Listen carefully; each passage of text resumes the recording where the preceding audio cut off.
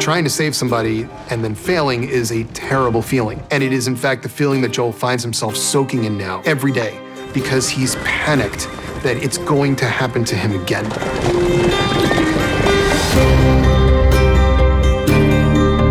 He can handle being shot at, he can handle being punched, kicked. What he cannot possibly fathom is going through the experience of losing his child again, and that's what Ellie is becoming to him.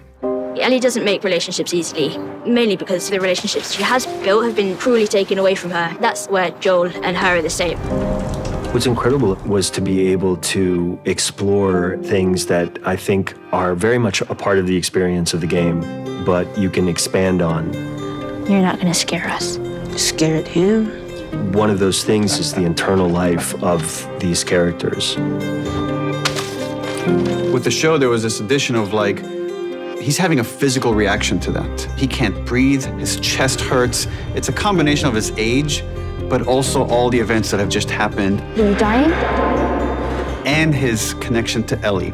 He's just so scared. And Ellie doesn't quite understand what's happening with him. Joel just feels like he needs to save everyone around him. Joel has this goal where he thinks he needs to go save his brother. And then he arrives in Jackson. Not only does he not need to save his brother is thriving. This place actually fucking works. When we were in Canmore filming, just the little town of Jackson, I was just like, there's the bank, there's the studio, lights! I was like, they got everything, they got all we need. It just makes my job easier because I could just really come onto set and be.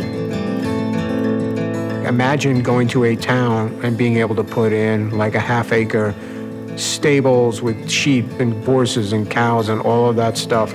My favorite part of that was building the paddock and the stables and everything in the parking lot right in the middle of town. Hey, Joel, check it.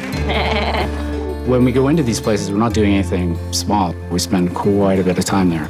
And if there's one business on a street that we want to film on that doesn't want to play ball, we're out of luck. Fortunately, we've had everyone accommodate us everywhere we went. Jackson, it's this beautiful community. It's the closest some group has come to the world that we know, the world that we live in, that they could watch movies, that they could celebrate Christmas. I'm sorry about your kids. It's okay. And kid, just Kevin. Sarah was Joel's daughter. There's this beautiful moment where Joel stumbles outside and he thinks he sees his daughter. We love the idea that for a moment he would think, just for a moment, and then he would see her with her daughter and he would think, that's what I would have. We always try to keep her spirit in the scene. I think it's always a ghost in the room between Joel and Tommy. I'm failing in my sleep. It's all I do. It's all I've ever done. It's failure. Anybody who's like grieving or who've lost a child, everybody goes through that path differently. With Maria, I think she poured into the people because that's what she had. And I think Joel kind of just imploded. Like, I just feel like he just went into himself. But it is different to see how Maria and Joel both handle those losses very, very, very, very differently. I've lost people too. You have no idea what loss is. And that scene is perhaps the most famous scene from the game. We did it almost exactly. We changed a few things here and there. The general execution of it was something that I thought was important we stick to exactly. Everybody I have cared for has either died or left me.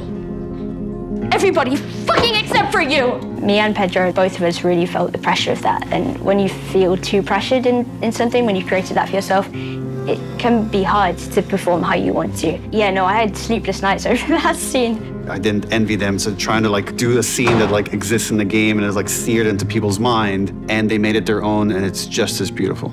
Ellie admits she's afraid and that he makes her less afraid. And what Joel doesn't know how to tell her is she makes him more afraid. That when you care about something or someone, that's when the fear happens. Joel? Joel, no, no, no, shit! Ellie's biggest fear is definitely ending up alone. Joel, open your eyes. Open your eyes. I can't fucking do this without you. Please.